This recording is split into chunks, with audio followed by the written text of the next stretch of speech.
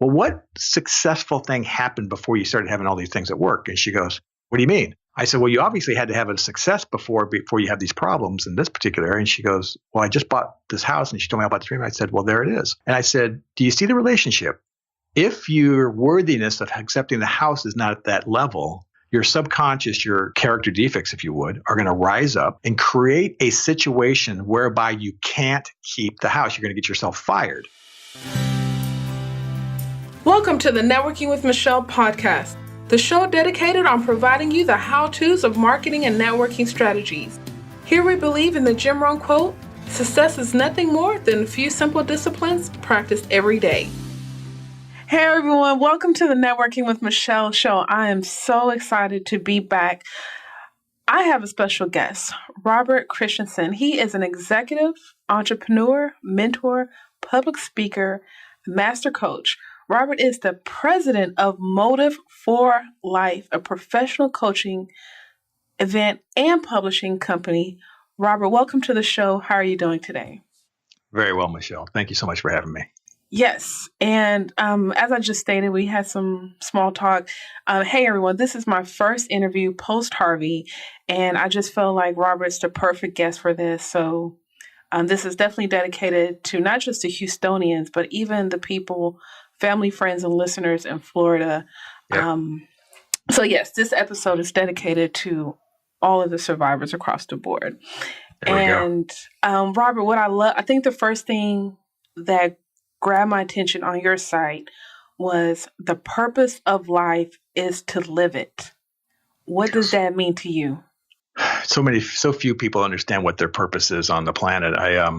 We generically say, hey, to be of service or to help to others, or to live a good life or a spiritual life, but without some degree of understanding, what is it, that unique talent that you have?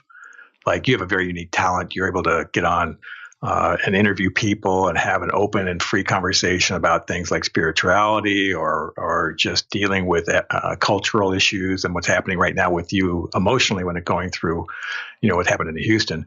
So you have these unique abilities to connect with people. So you're really refining what your purpose is, and you feel worthy of pursuing it.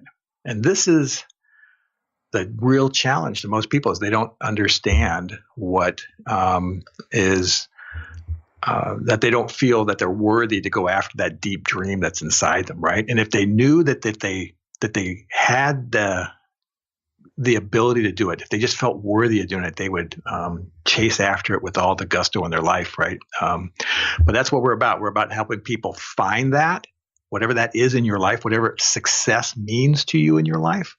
Whether it's financial, career, assets, family, relationships, a spiritual enlightenment path, whatever success is, our purpose in life is to raise your worthiness, how you feel about yourself, your identity, such that you feel that you can go chase after it. And that's our goal. That's so important. So what's your story? What led you to this point? It's a long haul. I'm 56 years old. I've been married 25 plus years now, the love of my life. Got two children, 22 and 20, an older son from a previous marriage. He's 32, and everybody's doing great, right? So, by all measures of a man, for the last 30 years, I've been successful. If you think about that, I have a career, great kids, but there's always been something inside of me that never could quite get past a certain level of what I considered myself as successful. So everybody would tell me, God, Robert, you look like you got this good life on the outside, but what they weren't seeing was the burden of debt that I was carrying, right? I carried credit card debt for 20 years.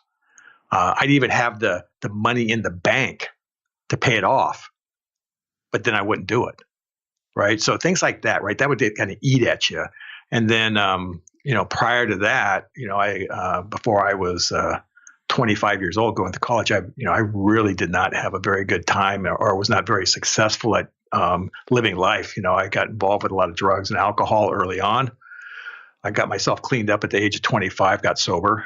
And then from that time till now, I've been clean and sober for that period of time. And I've been dedicating my life to helping people one, come out of that world, but two, more importantly, I've been coaching and mentoring people for almost 30 years now on how to change their life so that they can get rid of these burdens, these things that are on their back that are causing them to do behaviors that are self-sabotaging, right? We all have them.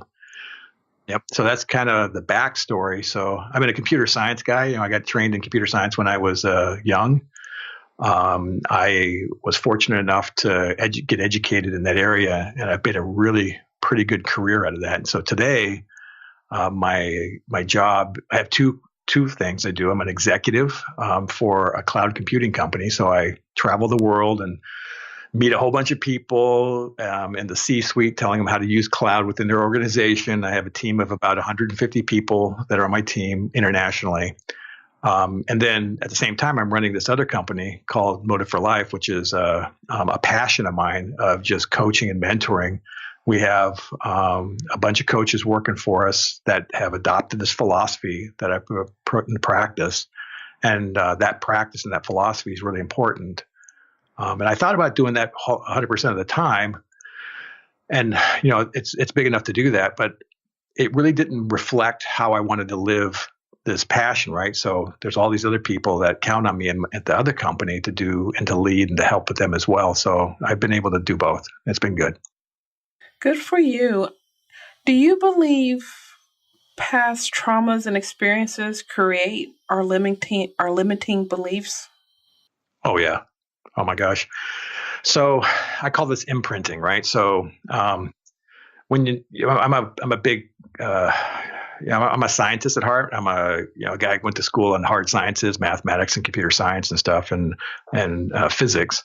So what they call the scientific method's practically tattooed on my forehead, right? So if you can't see it, kick it, measure it, it doesn't real. That's fine for everybody who doesn't understand, what the aspects of love are about, but no one's going to tell me that love, it doesn't exist just because I can't measure it. Right. So there's this whole other aspect of my life that's super engaged with the transcendent. Right. And so when I was young, I went through a lot of trauma, and that trauma gave me a set of beliefs about who I am, right? So let's say, for example, you're a young kid, you're 5 or 6 years old, and you're not getting the attention or the validation from your family or others that a child should. And as a child, all you know is that if I'm not protected or validated, then I must not be worth being protected or validated, right? Right. And that can come down culturally, right? That can come down as an ethnic or a belief system, right? Let's say you may be a Jewish person, or you may come from a different part of the country, and there's these belief systems that get built into you, and it's hard to unwire that out of your head. So I call that imprinting. That happens when you're a child, and you don't know, you don't have discernment of when you're that young that it's true or not. You just accept it, right? And it goes into your brain. I call those bugs, like the bugs in your brain. Okay. And then as we live our life, Michelle, you get older, you actually start repeating those belief systems in your choices as an adult. And no matter how much you consciously want to change your life, let's say that you want to say, hey, I don't buy the fact that I can't be the next president of the United States, the next black president of the United States, right? That limiting belief was not in Obama's brain. He pushed that out of the way and he became that, right? So, but there may be a whole bunch of people that have that belief system in their head. And what I propose is that if you raise your worthiness, you can push that belief system out and replace it with a new one. That's what I believe. I found this very interesting because I like how you mentioned, growing up as a kid. And I want to say most of us, we are taught or we hear and learn about, know your self-worth. But here you come, Robert, mm-hmm. and you say we need to practice or we need to realize a higher self-worth. Yes. So, what is this level and how do we get there? So it's kind of like there's two parts to it actually through my experience. And it's not as straightforward as I believe many believe. I think there's a missing piece here.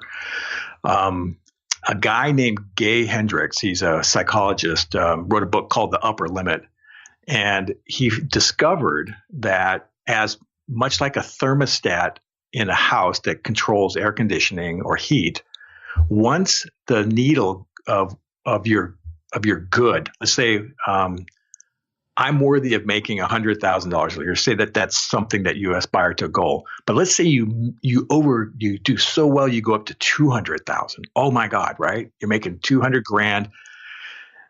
He found out that most people do not know how to handle that. They freak out. They have anxiety, free fear, right? All sorts of bad behaviors show up. They overeat, they gamble, they may go have affairs, they do all sorts of things. We see this in professional sports every day, right? That they've exceeded this worthiness level. I call it a worthiness level. It's called the upper limit.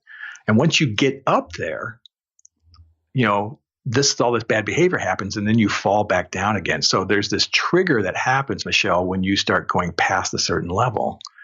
And so if you think about worthiness as a continuum, kind of like an escalator, you can continue to raise your worthiness, your self-worth.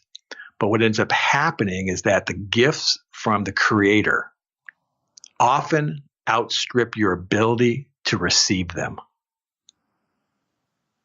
I'll repeat that again.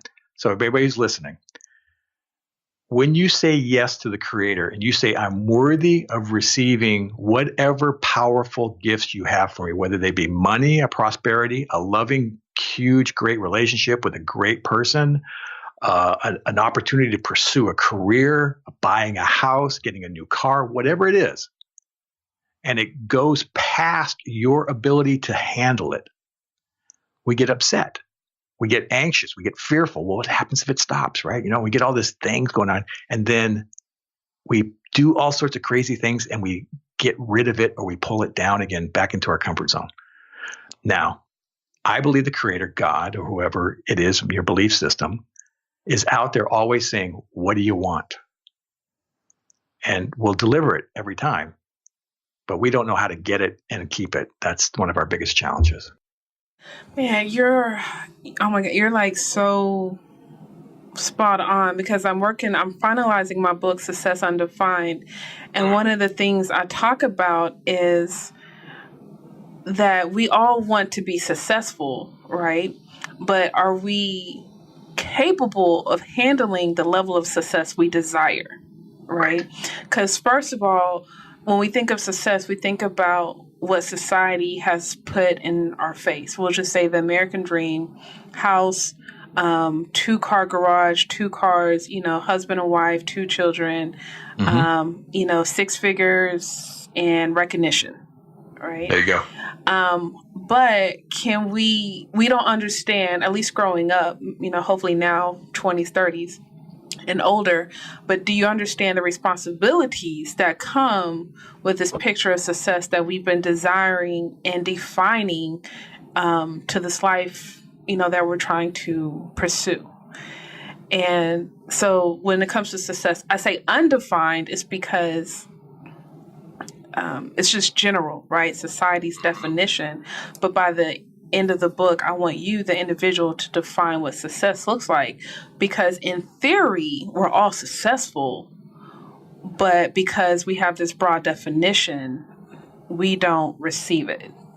You're so spot on. It's so glad that you and I are talking.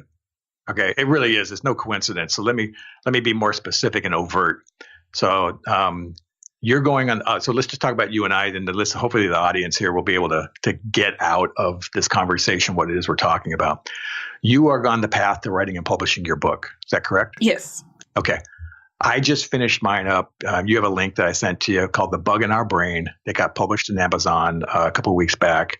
It is basically a process by which you to identify the limiting beliefs that are causing you to stop from saying, hey, I am worthy of that success definition that you just talked about. But more importantly, what do you have to do once success arrives to keep it. I love it. This is so important to keep it. So you had the responsibility. I think responsibility might be too strong of a word. I think the words may be more around how do I not sabotage it? Okay. Because a lot of times, we'll roll a grenade in on something that we just built just to blow it up, right? And we don't know why we did it. For example, let me talk to you about a lady that I work with. She just bought this great house in Tucson, okay? And this house is her dream house. She's always wanted this house in Tucson, so she got it. Suddenly, within a week or two, she's having all sorts of problems at work. She doesn't like her job. The boss is a bummer, right? They're not paying her enough and stuff like that. And she's saying, I can't stand it. I can't stand the job. And I go, well, what successful thing happened before you started having all these things at work? And she goes, what do you mean? I said, well, you obviously had to have a success before you have these problems in this particular area. And she goes, well, I just bought this house. And she told me about the dream. I said, well, there it is. And I said, do you see the relationship? If your worthiness of accepting the house is not at that level, your subconscious, your character defects, if you would, are going to rise up and create a situation whereby you can't keep the house. You're going to get yourself fired. And if you get fired, you don't have the money to keep the house. And guess what happens? Yeah, you lose it and downward spiral, possibly. That's exactly right. So when you say the responsibility, I think it's like don't do anything to sabotage it is more the responsibility, right? Just be good, right? But if we don't raise our worthiness, if she doesn't take the action to lift her worthiness, her self-worth, and it'd be like this is how you would do it. I own a beautiful house. I am worthy of owning a beautiful house. I own this beautiful house. I love this beautiful house. It is mine. It is mine. And I am loved and comfortable in this house. And she needs to repeat that every day for 30 days, 90 days, so that she gets that language in her brain that she is worthy of owning that house. Yeah. And you have I want to encourage everyone to go to the website, motiveforlife.com, and download the gift, because you have some beautiful affirmations that I was like, okay, when I go back to school, I have to print this out, because I'm like, these are good. And you hit on pretty much every aspect of life with those mantras or with those affirmations. And then everyone's only 12 pages, very quick, short read. And I know some of them I was like, I need to put on the dashboard of my car, because that's where I spend the most time. Yeah. Well, let me tell you a little about that. So the gift was something that came first, by the way. So about 4 years ago, I was driving down the street here in Southern California, and literally like a lightning bolt. So I was like in the middle of my whole I was coming out of it, right? I was in this kind of funk about 10 years ago, and I've been working through it. And I was coming up the upswing, and I was really kind of the formulation of all these things were coming together that gave me the foundation of the book. And I was literally like a lightning strike hit me, and I had to pull over, and I started writing this stuff out. And I remember writing out, I wrote out on the gift, and then I started writing all these affirmations, and I said, it has to include my decision-making ability, that I have 100% decision-making ability, that every decision I make is the perfect decision. If it was going to be a different decision, I would have had information that told me to do something different. So therefore, I know everything I need to know to make the perfect decision now, every time. And it gets you out of that past woulda, coulda, shoulda thinking. And then around my luck, and then around my client engagements and my customers. And so I wrote all that stuff out. And then I started handing it out as the gift. And it just came to me, just call it the gift and give it to people. So thousands of people have this, and they've been spreading it. And I have no idea where it's gone, right? It's just on the website. If you want it, you can download it. It's a 90-day program that is intended to lift your worthiness. But here's the warning. There's an asterisk next to this. Michelle, and this is very important. Everybody who's done the gift has seen immediate benefit, immediate. And what happens is they trigger that response that goes above their worthiness level, because God starts sending stuff faster than they can receive it. Okay?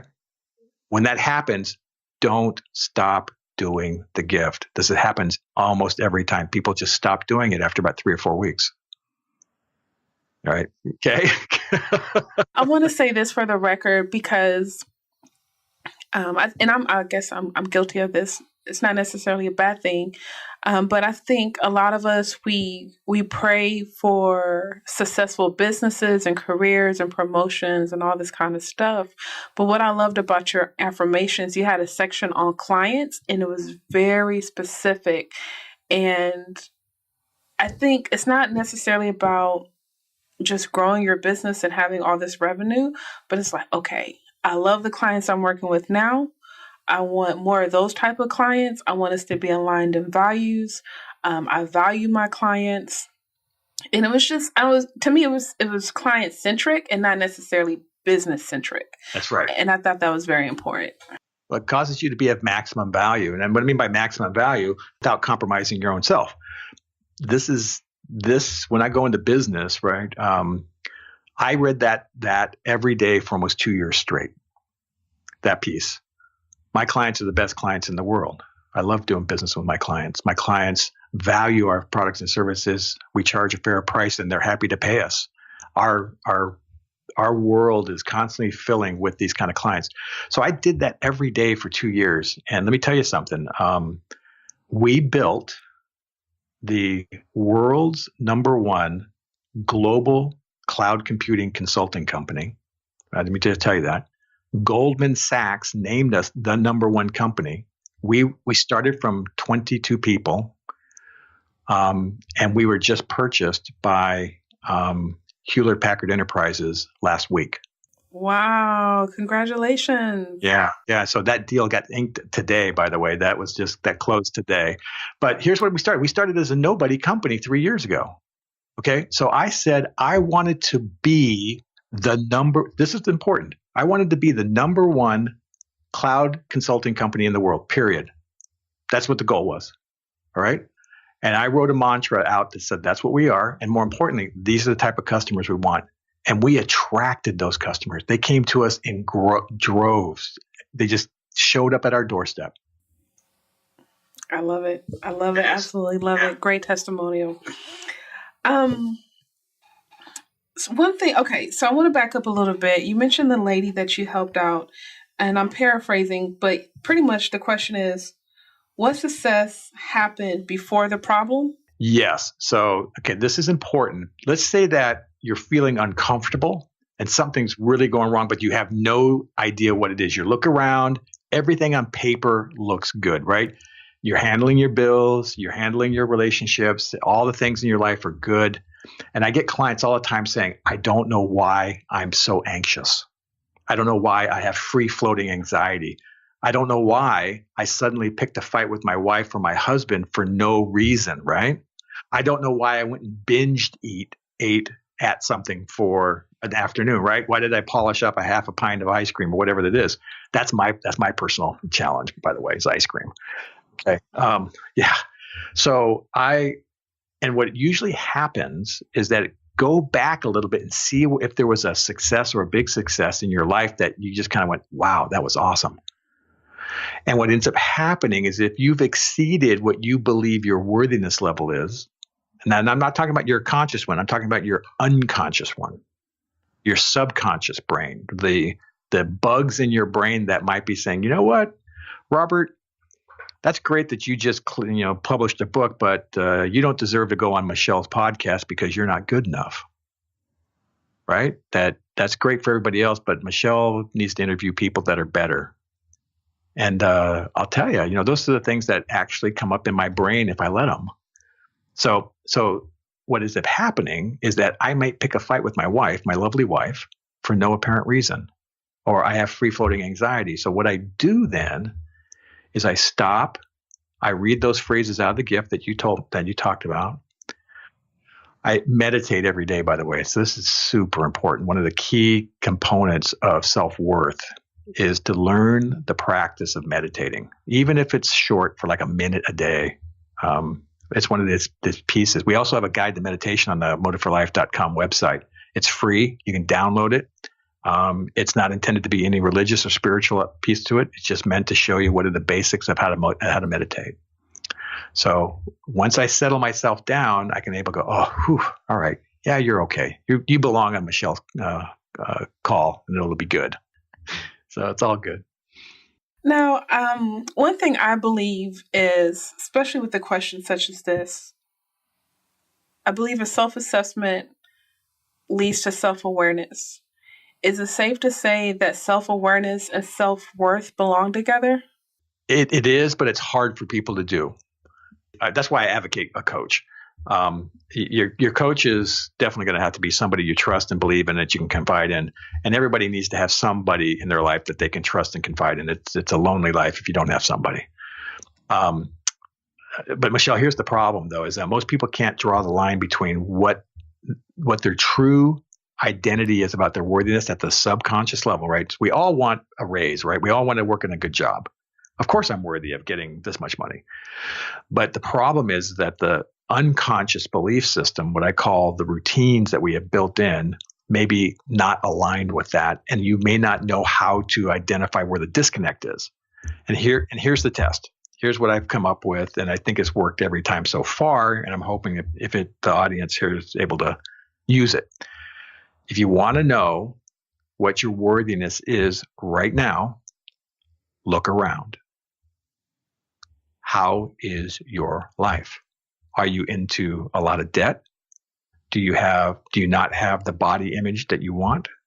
Are you working for someone who's not a very good career move for you? Are you married or engaged or in a situation that an abusive relationship that's not working? That self-assessment of where you are now, and what I call assessment, you have to look at it with a critical eye and say, hey, this is not what I want. But if you have it now, that means your worthiness is at that spot. Does this make sense? Because it does. Yep. You have to recognize that if my body image is not what I want, so I struggled with weight my whole life. When I look in the mirror and I don't see a handsome, sexy man, I get critical of my stomach or how my face looks. That's because there's something in my worthiness that's telling me I don't look attractive.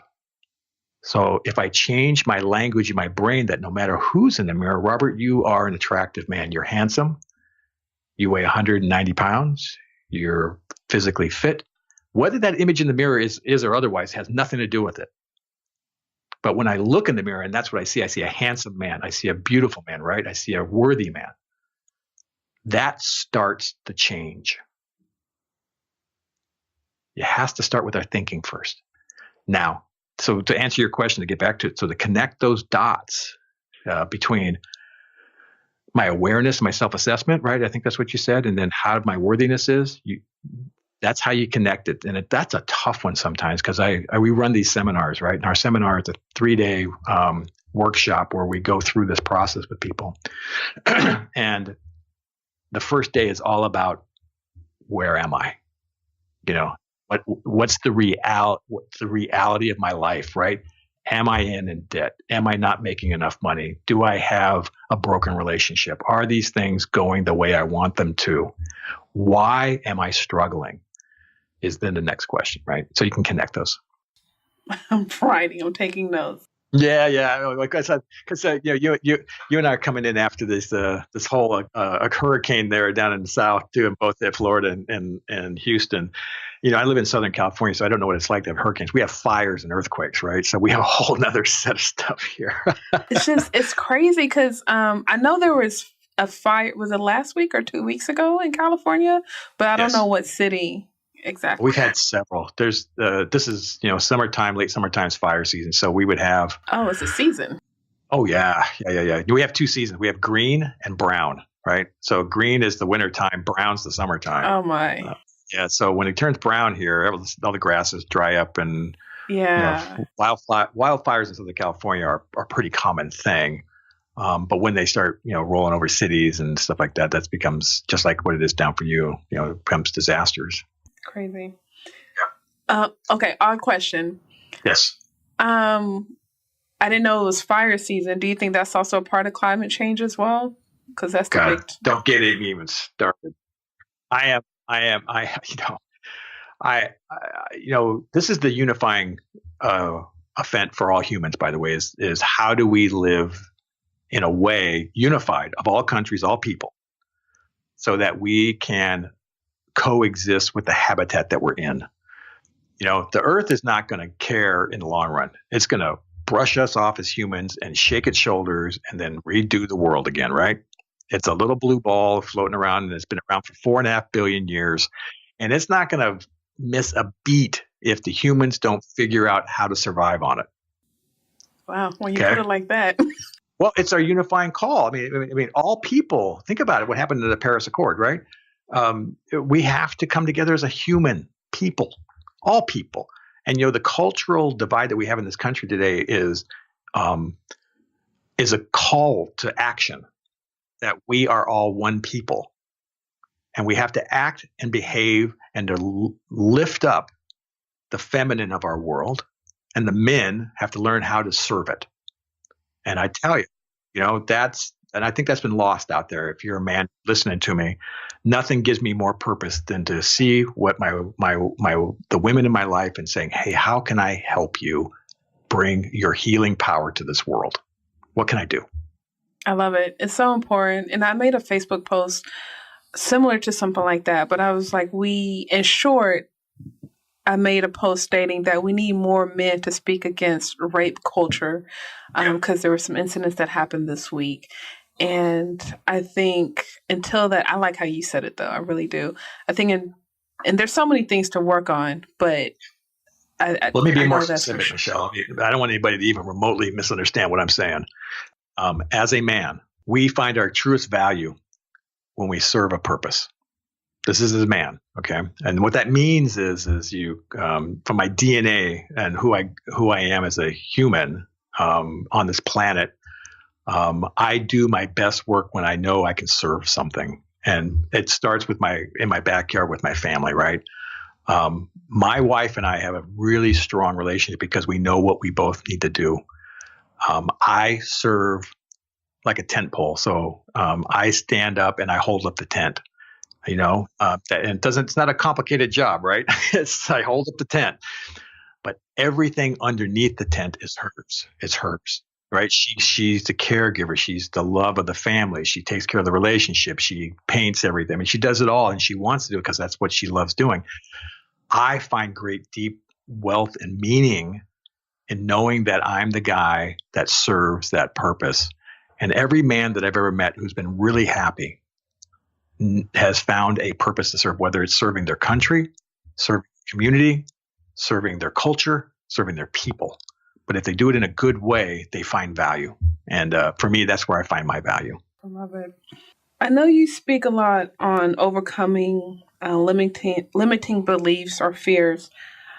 Do you think that's always going to come and go as we pursue our individual success? I think it's our human nature.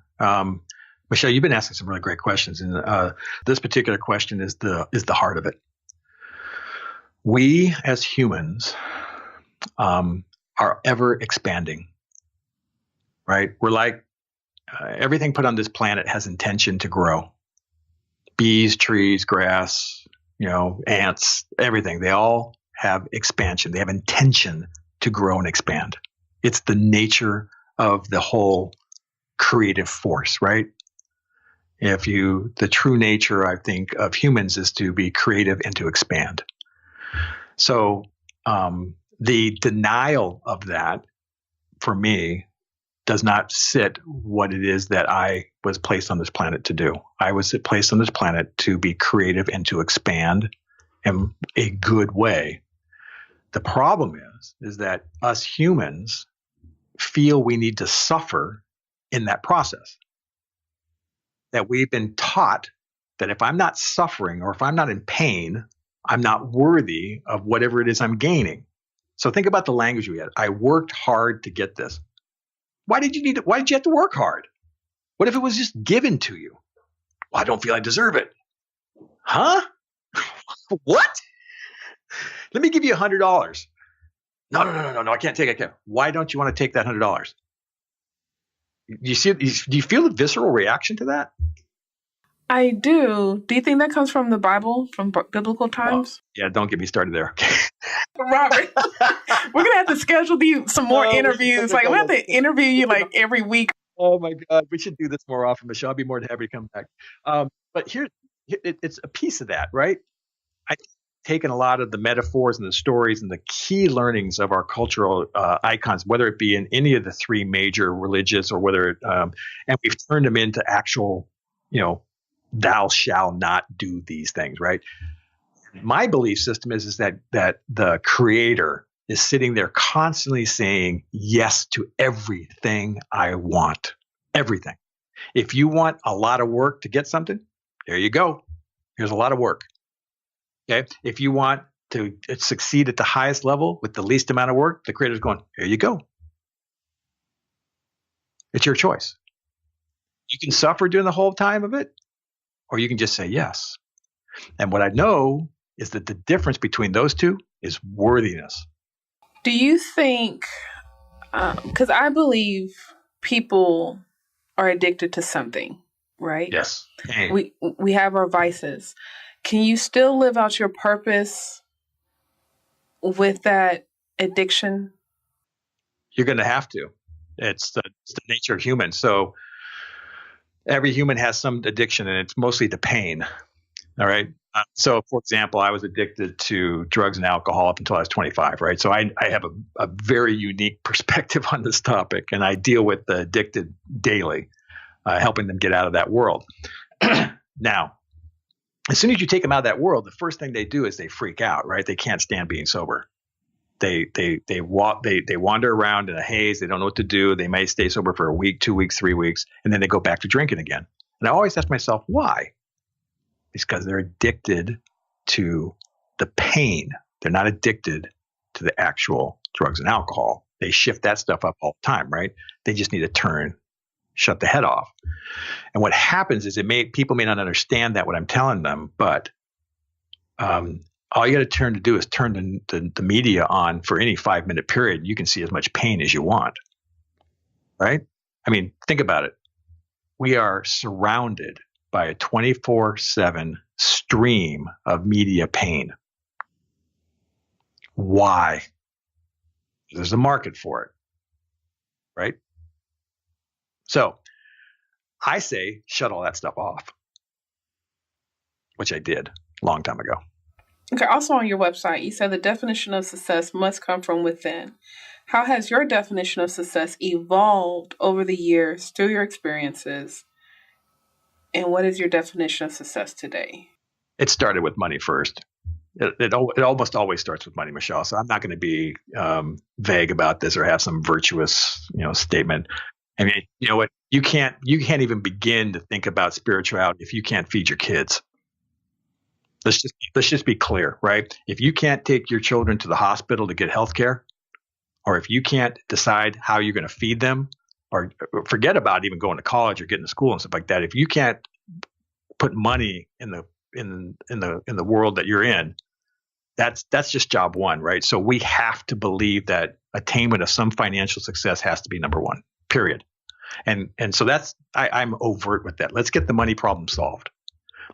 Then we can start moving on to things like my physical body. How do I want to look?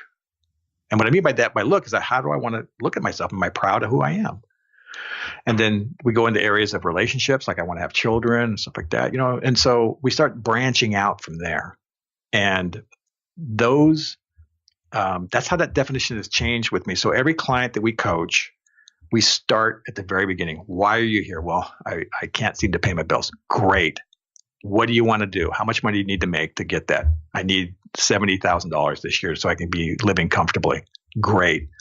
Let's figure out what is the language that'll tell the creator how much money I want to make. I'm so happy and grateful that I make $70,000 in 2017. I'm able to pay my bills and my rent easily with a lot of extra cash left over. I'm so grateful to the creator to help me make that happen. And we write a success statement around that, and we get them started. And that's how we do the program. We basically figure out what they want. We write a success statement for it, and we start teaching them and coaching them while they go through that process. I've had financial people on here before, but I would love to hear from you. How were you able to get out of debt? My number one pain that I inflict on myself had been credit card debt. Okay? you got to remember, I had enough cash to pay it off in the bank, but I let it sit there while I still had the credit card debt. It's insane. It's literally insane. Okay, financially. And when I did pay it off some years ago, I spent the first month really uncomfortable.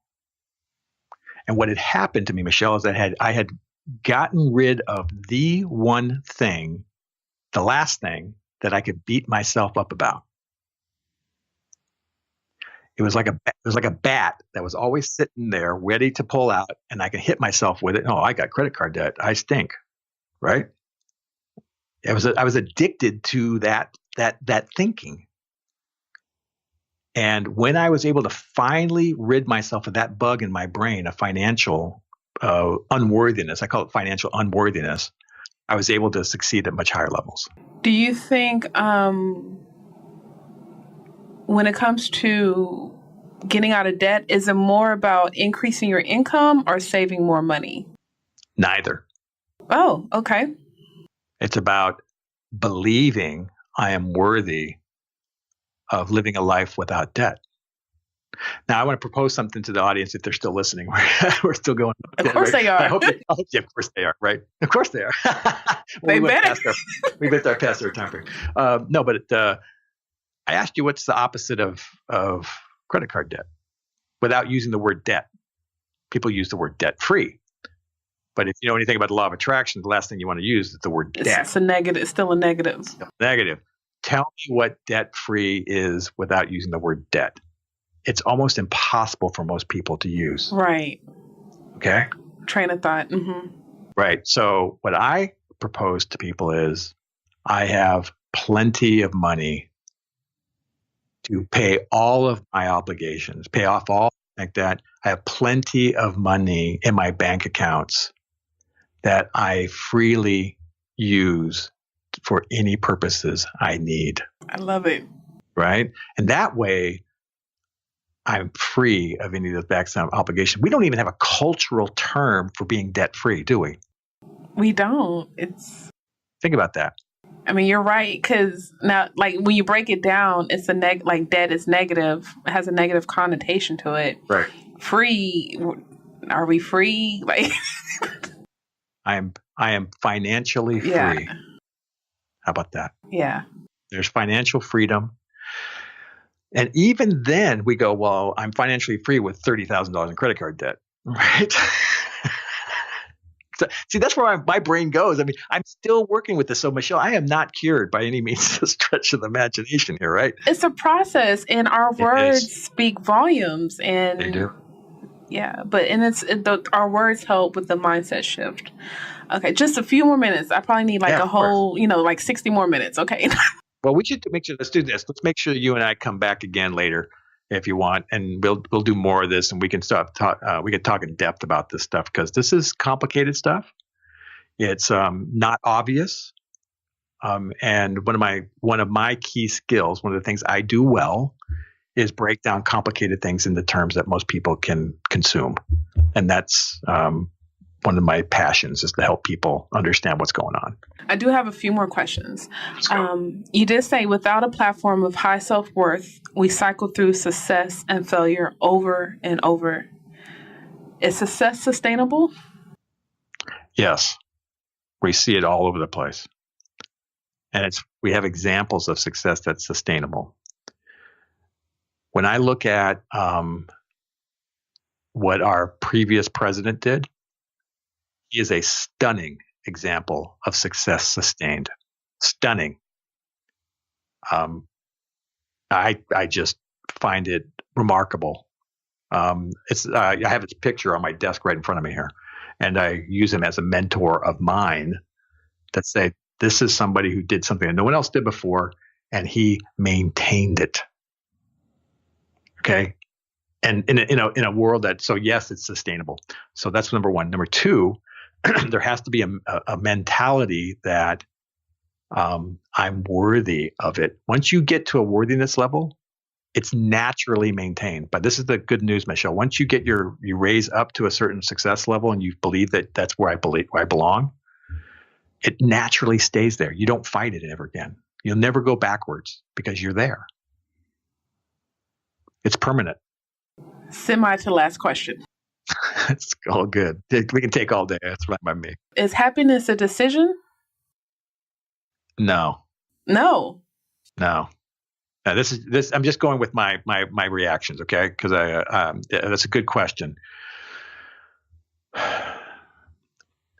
The need or the want to be happy is always there, right? Okay. I think the decisions that are made are about my own worthiness, and happiness is a byproduct. Okay. Happiness is not something that I think that you can work on.